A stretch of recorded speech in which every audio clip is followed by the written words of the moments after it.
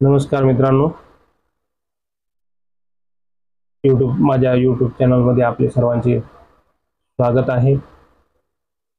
आज आपण महाराष्ट्र राज्य शिक्षक पात्रता परीक्षा अर्थात महा-डी-ई-टी 2025 साठी भाषा मराठी विषयाचे 25 बहुपर्यायी प्रश्न पाहणार आहोत। चला तर मित्रांनो, मग सुरुवात करूया। पहा, जास्तीचा वेळ इकडे तिकडे न घालवता आपण लगेच प्रश्नाला सुरुवात करूया। फुलांचा सुगंध सर्वत्र पसरतो या वाक्यातील क्रियापद कोणते? पहा, 4 पर्याय दिलेले आहेत। क्रिया दर्शवणारा शब्द हे क्रियापद असते। ज्या शब्दामधून क्रिया, कुठली तरी क्रिया चालू असते, दर्शवल्या जाते, त्याला क्रियापद असं म्हणतात। पाहूया, पर्याय आहेत फुलांचा सुगंध, पसरतो आणि सर्वत्र। तर पसरण्याची क्रिया कुठे आहे? पहा, सांगा। पसरण्याची क्रिया आहे पर्याय क्रमांक क, पसरतो, म्हणून आपल्या याचं उत्तर होईल पसरतो। पुढचा प्रश्न पाहूया। मी शाळेत जातो या वाक्यात जातो हा शब्द कोणत्या काळात आहे? जातो, करतो, बसतो, उठतो असे जर शब्द असतील तर ते कोणत्या काळामध्ये असतात? सांगा, कमेंटमध्ये उत्तर देण्याचा प्रयत्न करा। 5 सेकंद तुमच्याकडे वेळ आहे। वर्तमान काळ, भूतकाळ, भविष्यकाळ, विधिलिंग। तर बरोबर आहे मित्रांनो, वर्तमान काळ। जातो हे वाक्य वर्तमान काळात आहे। पाणी प्या या वाक्यात कोणता भाव आहे? पाणी प्या, पाणी प्या, इकडे या, तिकडे जा, खिडकी उघडा, खाली बसा असे जर समजा आज्ञा देणारे जर काही शब्द असतील तर ते वाक्य कुठल्या प्रकारचं होते? आज्ञार्थक होते का? विधिलिंग होते का? शक्यार्थक होते का? इच्छा व्यक्त होते का तिथं? नाही। तर आज्ञा आहे, पाणी प्या, पाणी पिण्याची आज्ञा आहे, त्याच्यामुळे याचं उत्तर काय होईल मित्रांनो? आज्ञार्थक। पुढचा प्रश्न घेऊया। शाळा या शब्दाचे अनेक वचन काय? पहा, काही काही शब्दांचे अनेक वचन आणि एक वचन सारखेच असते। अत्यंत सोपा प्रश्न आहे मित्रांनो। शाळा या शब्दाचे अनेक वचन काय होईल? शाळांनी होणारच नाही, शाळेत होणार नाही, शाळांचे होणार नाही। शाळा या शब्दाचे अनेक वचन शाळा हेच होईल। चला लगेच पुढचा प्रश्न घेऊया। पक्षी उडतो या वाक्याचा नकारार्थी रूप कोणते? पक्षी उडत नाही, पक्षी नाही उडतो हे होणार नाही, उडतो नाही पक्षी हे पण वाक्य व्यवस्थित नाही, पक्षी उडणार नाही हे पण होणार नाही। तर योग्य असं वाक्य पक्षी उडत नाही हे वाक्य आहे, त्याच्यामुळे पर्याय क्रमांक अ होईल याचं उत्तर। फुलासारखा सुंदर हा कोणता अलंकार आहे? बघा, भाषेला सुंदर बनवण्यासाठी कवी लेखक काही शब्दांची योजना करतात, त्याला अलंकार म्हणतात, अलंकारिक शब्द म्हणतात। तर फुलासारखा सुंदर, आता पहा पर्याय दिलेले आहेत रूपक, उपमा, अनुप्रास आणि यमक। पहा, या ठिकाणी सारखा, फुला सारखा, सारखा, प्रमाणे, जसा, तसा असे जर शब्द येत असतील तर तो उपमा अलंकार होतो। म्हणून तर या ठिकाणी आपला काय होईल उत्तर? उपमा अलंकार होईल। चला पुढचा प्रश्न घेऊया।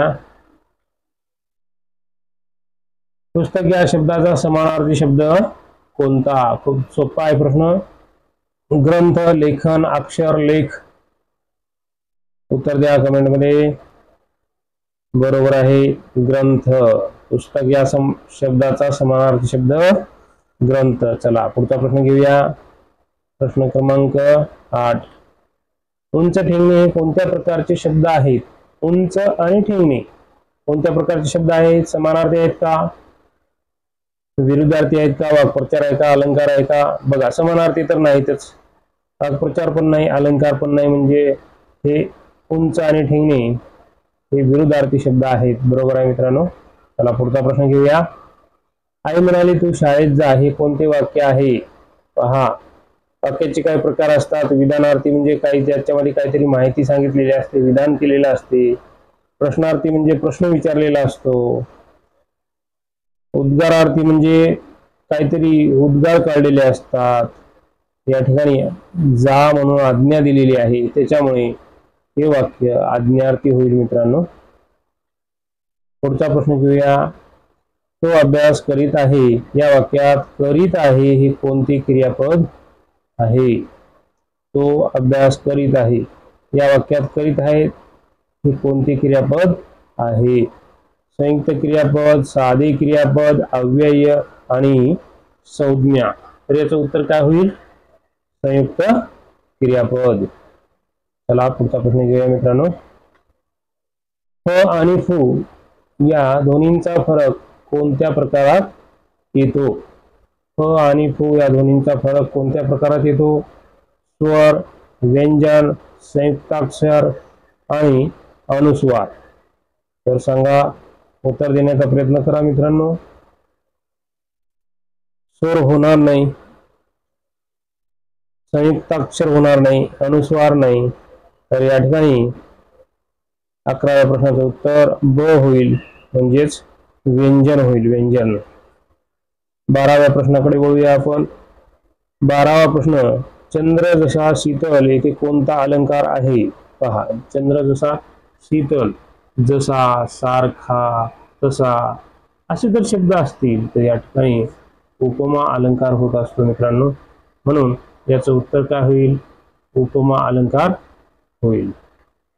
चला, तो खेळात पटाईत आहे या वाक्यात विशेषण कोणते? विशेषण, नामाबद्दल विशेष माहिती सांगणाऱ्या शब्दाला विशेषण असे म्हणतात।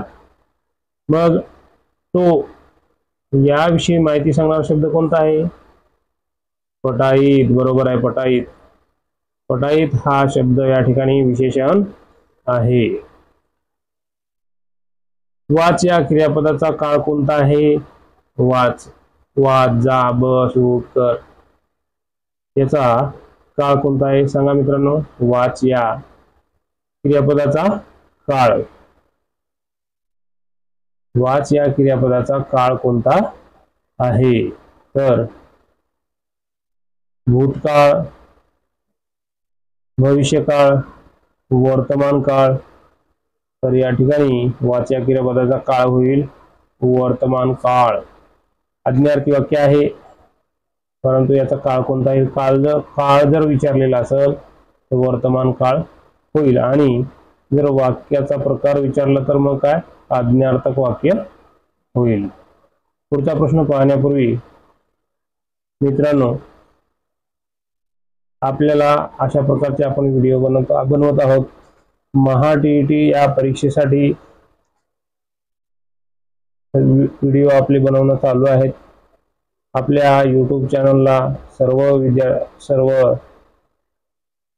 बंधू भगिनींनी सबस्क्राईब करावं, आपल्या मित्रमैत्रिणींना शेअर करावं, तसेच लाईक करावे, कमेंट करावे।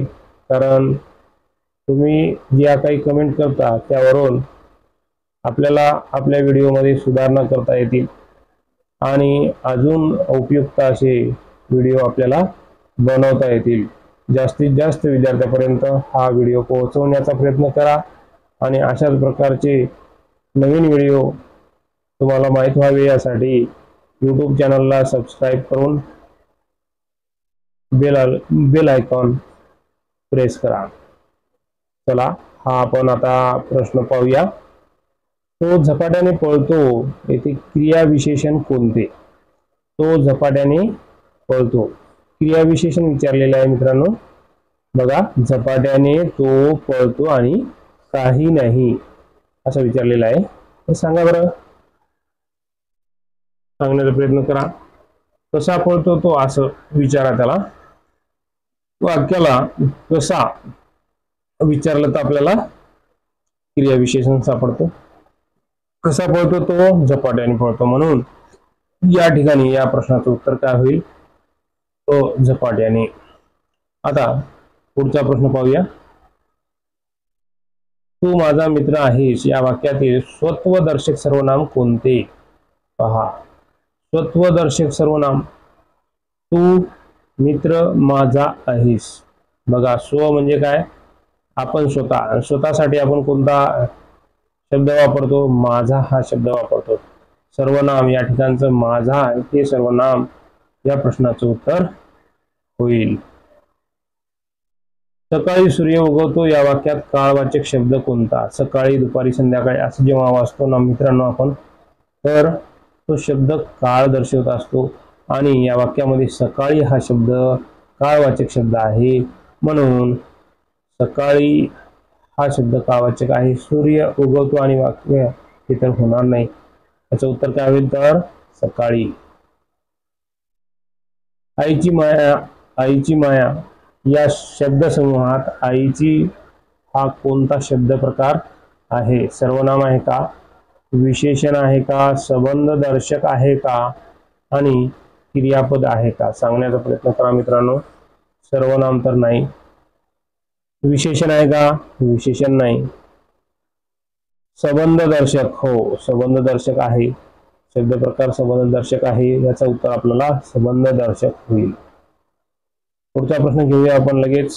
मी बाजारात गेलो होतो हे कोणत्या काळाचे वाक्य आहे?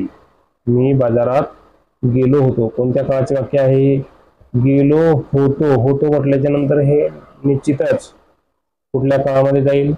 भूतकाळामध्ये जाईल। वर्तमान काळ होणार नाही, भविष्य काळ होणार नाही, नक्कीच याचं उत्तर काय असणार आहे? भूतकाळ।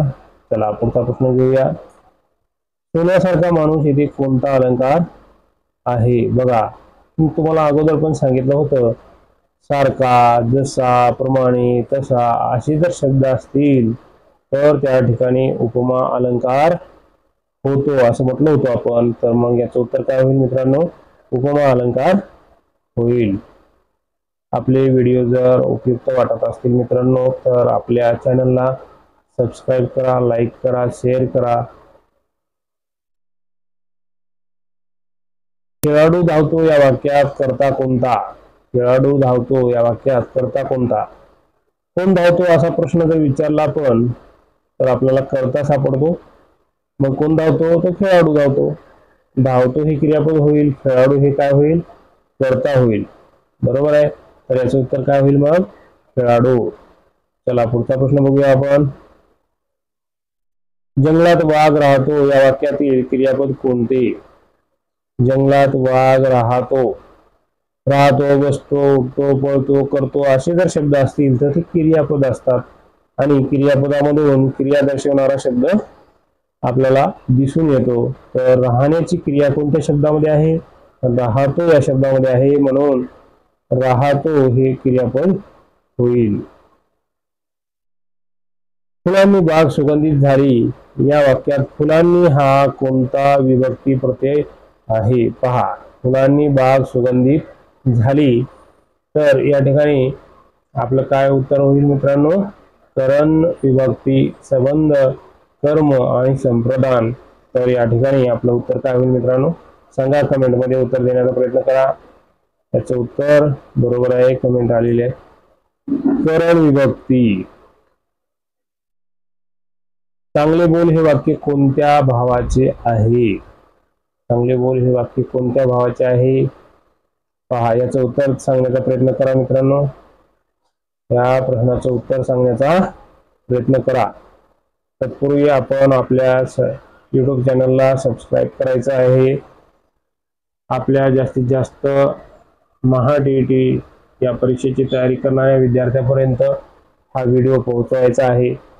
अगदी मोफतमध्ये आपल्या YouTube चॅनलच्या माध्यमातून सर्व विद्यार्थ्यांना मार्गदर्शन करणे चालू आहे। आपल्याला तुम्हाला हा व्हिडिओ कसा वाटला हे सांगायला विसरू नका। चला, तर चांगले बोल हे वाक्य कोणत्या भावाचे आहे? आज्ञार्थक, विधिलिंग, नकारार्थक आणि विधानार्थी। पहा, तर याचं उत्तर काय होईल? बोल, कर, जाय, बस, उठ असे जर शब्द असतील तर ते वाक्याचा प्रकार कुठला असतो? आज्ञार्थी वाक्याचा प्रकार असतो। आज्ञा दिलेली आहे त्याच्यामुळे आज्ञार्थक वाक्य आहे। चला पुढे घेऊया आपण आता शेवटचा प्रश्न घेऊ आपण। तू सुंदर लिहितोस तेथे विशेषण कोणते? नामाबद्दल विशेष माहिती सांगणारा शब्द विशेषण असतो। तू कसा लिहितोस? सुंदर। तर या ठिकाणी तू सुंदर लिहितोस आणि काही नाही, तर या ठिकाणचं विशेषण कोणतं आहे मित्रांनो? सुंदर हा शब्द विशेषण आहे। तर अशा प्रकारचे व्हिडिओ आपल्याला उपयुक्त वाटत असतील तर आपल्या चॅनलला लाईक करा मित्रांनो, सबस्क्राईब करा आणि इतरांपर्यंत शेअर करायला विसरू नका। धन्यवाद। पुढे भेटूया आपल्या नवीन व्हिडिओमध्ये।